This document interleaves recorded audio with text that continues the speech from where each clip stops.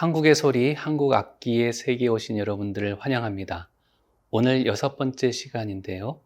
지난 시간에 조선 성종 때 편찬된 악학계범에 소개된 한국의 전통악기 중에서 아악기를 살펴봤고요.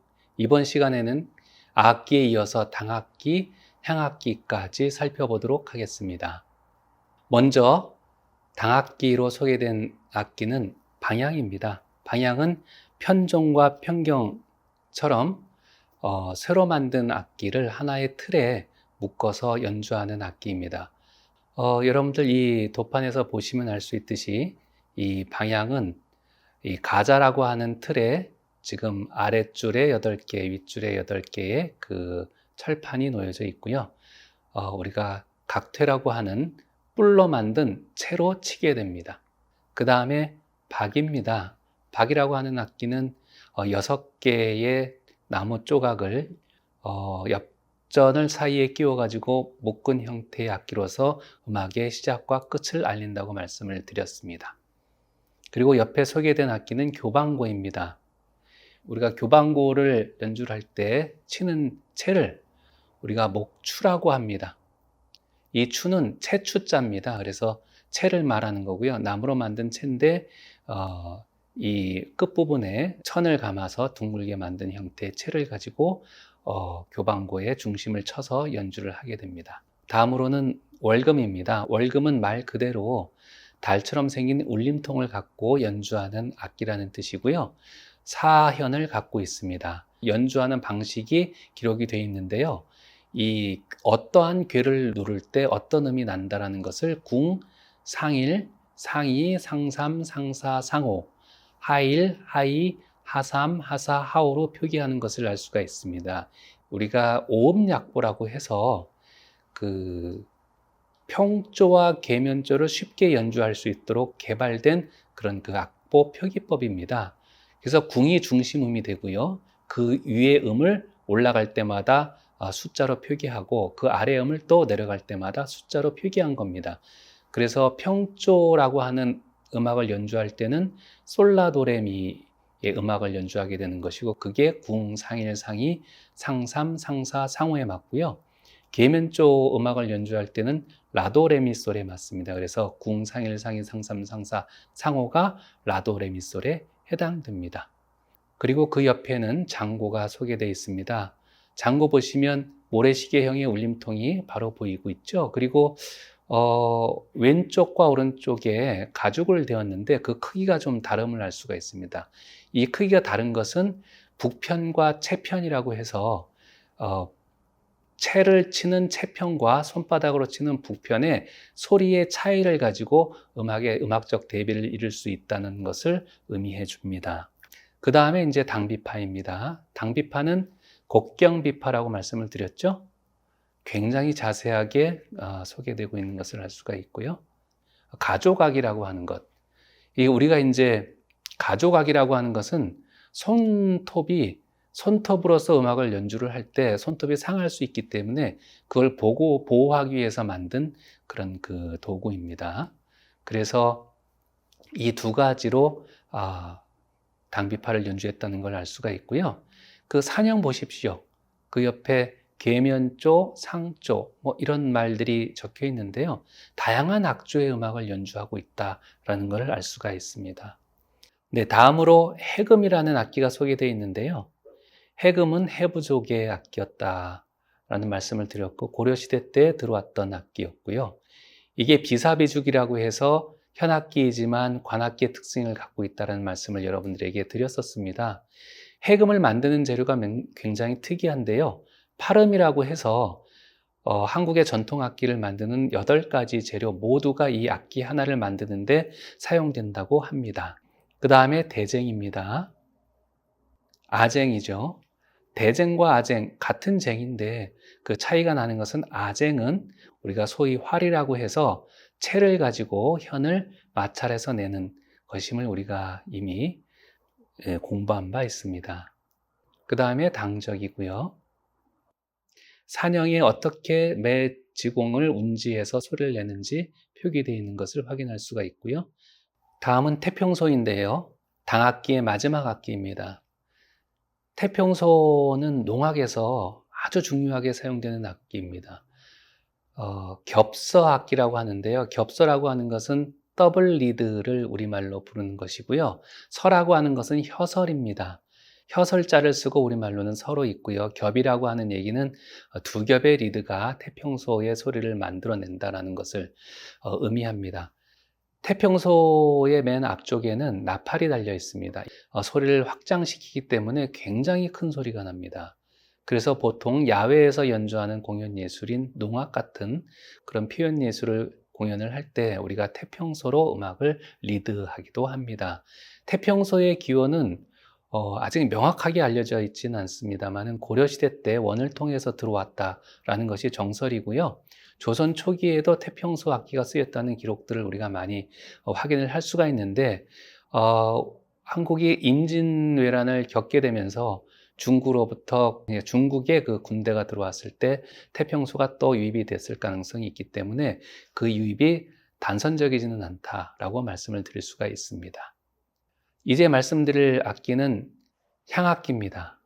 먼저 악악기에 보면 현금이 소개되어 있는데요. 악기를 너무너무 자세하게 그려놓은 것을 우리가 알 수가 있고 그 치수 또한 확인할 수 있습니다. 이 다음을 보시면 술대를 잡는 법이 그려져 있고요. 그리고 오른손 그 손가락에 이름까지 다 적혀 있고요. 그 다음에 오른손, 왼손 어떻게 활용하고 있는지 도상이 제시되어 있습니다. 사실 그 이유가 있습니다.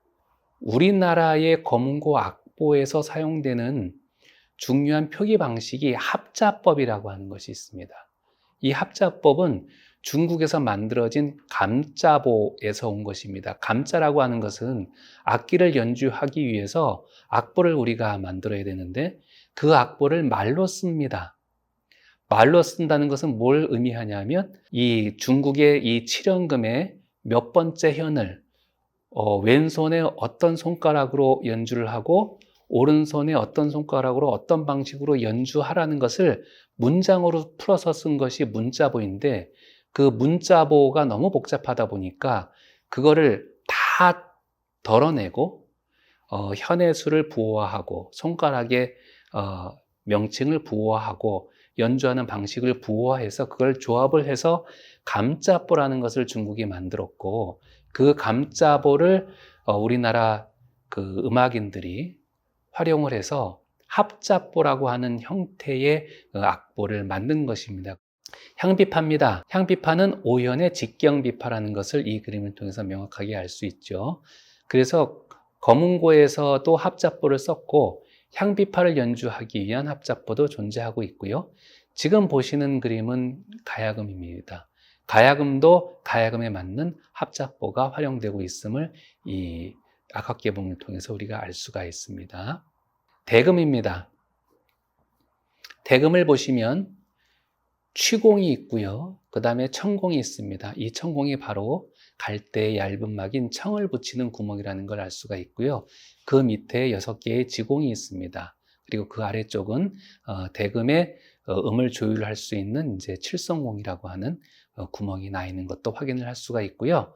1지, 2지, 3지, 횡지, 우조, 팔조, 막조라고 하는 음조직이 소개되어 있습니다. 근데 굉장히 우리가 흥미로운 얘기를 우리가 여기서 할 수가 있는데요. 보통 쓰는 말 중에 팔팔하다, 그리고 막막하다라는 얘기가 있지 않습니까? 이게 바로 이 음악 용어에서 나왔습니다. 그러니까 우조라고 하는 것은 위에 높은 조라는 얘기인데 그거보다 더 높으면 팔팔한 겁니다. 그래서 팔조죠. 근데 그거보다 더 높으면 막막하죠. 갈 데가 없어요. 그래서 팔팔하고 막막하다는 말이 한국 전통음악에서 나왔다라는 것을 우리가 알 수가 있습니다. 다음으로 소개하는 악기는 소관자입니다. 근데 이 소관자는요, 굉장히 흥미로운 악기예요. 궁중음악에서 사용되는 악기가 아닙니다. 여기 소관자를 소개하는 말을 보면 목동이 연주하는 것에서 나왔다라고 했습니다. 그러니까 연양이나 제양에서 사용하는 악기는 아닙니다. 그렇지만 악학계범이 조선시대에 민간에서 활용하는 음악가지를 다 포괄해서 악기로 소개하고 있다는 점이 매우 흥미로운 지점입니다. 다음은 풀피리입니다. 풀피리는 굉장히 오래된 악기입니다. 지천에 널려져 있는 나뭇잎이나 풀잎을 따서 입에 대고 소리를 내는 악기이기 때문에 악기를 제작하는 데 어려움이 없습니다. 자연에서 채취하는 나뭇잎이나 나무 껍질을 갈아서 진동할 수 있는 진동체로 만들어서 소리를 내면 되기 때문에 풀피리의 역사는 굉장히 오래다 할 수 있는데, 중국 문헌에 고구려에서 갈잎을 말아서 부는 풀피리가 있다고 소개가 되어 있습니다. 그렇기 때문에 풀피리는 삼국시대부터 조선시대까지 꾸준히 전승되었던 악기의 하나라고 우리가 볼 수가 있습니다. 다음으로 소개된 악기는 향피리이고요. 향피리라고 부르는 이유는 중국에서 유래된 당피리와 구별하기 위해서 향피리라는 이름을 쓴 것으로 알 수가 있습니다. 다음은 당학정제 음을 도설해 보이는 음울들을 좀 말씀을 드리고자 합니다.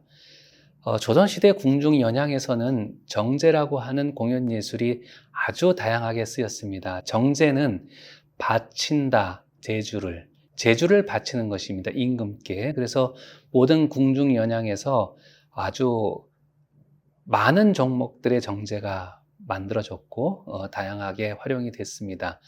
특히 당학정제에서는 죽간자라고 하는 음을 사용을 하는데요. 이 춤을 추는 여기들이라든지 또 그리고 창사를 하는 여기들을 인솔에서 나올 때, 인솔에서 들어갈 때 사용하는 음울입니다. 그리고 용선과 봉선 모두 정제에 활용되는 음울임을 우리가 알 수가 있습니다. 그리고 검, 창, 궁 이런 것들이 있는데요. 이것도 다 정제에서 활용되는 음울임을 알 수가 있고요. 대각이 있습니다. 우리가 대각이 있고 중각이 있다는 말씀을 드렸죠.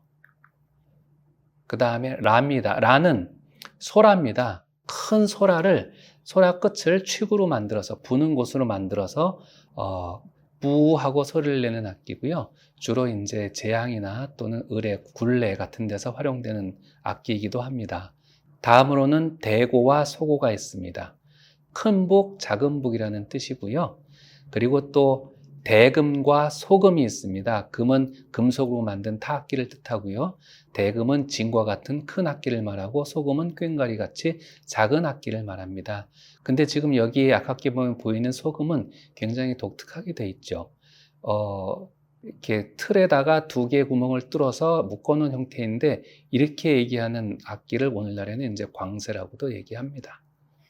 지금까지는 이제 당학정제 악기 도서에 소개되어 있는 그런 음울들을 소개해 드렸고요.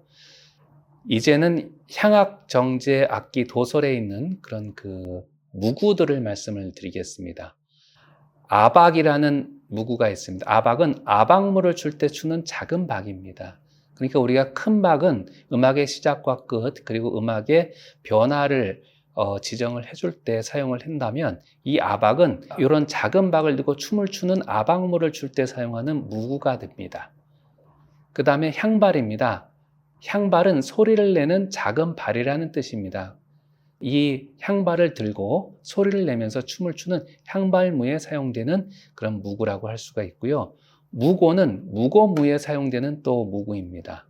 큰 북인데 이렇게 눕혀서 땅 위에 세워놓고 연주하는 북입니다. 그리고 동발이 또 있습니다. 네, 이상에서 악학계범 1493년에 편찬된 궁중음악을 집대성하는 그런 악학계범에 소개되어 있는 아악기, 당악기, 향악기, 음울, 그 다음에 무구까지 여러분들에게 말씀을 드렸습니다. 사실은 한국 악기 발달을 통해서 악기도 많이 분류가 되고 새로운 악기가 추가되기도 했습니다. 이제 가장 마지막에는 증보문헌비고라고 하는 책이 출간이 되는데요.